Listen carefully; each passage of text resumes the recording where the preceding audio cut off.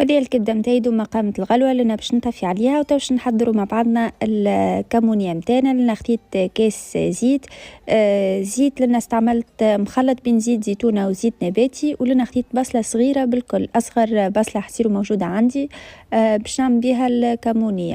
كيف زاد على جنب عندي سنه ثوم باش نقصها زاده بالسكينه وباش نخليهم يتقلاو في عقلهم بالباهي. كما تشوف هذه الكونتيتي اللي حطيتها متاع البصل والثوم كونتيتي صغيره على الاخر، تقوش عليها معناها ما حطيتش بالكل، لما بصراحه عطات فرق ياسر محلاه. وتو باش نحطوا كميه طماطم معجونه، لنا حطيت مغرفه معبيه طماطم معجونه. وبالنسبه للطماطم معجونه باش نزيد هكا تذوب شويه ماء، الحقيقه الطماطم معجونه ما نحبش نقليها في زيت هكا. وتو باش نفوح الكمونيه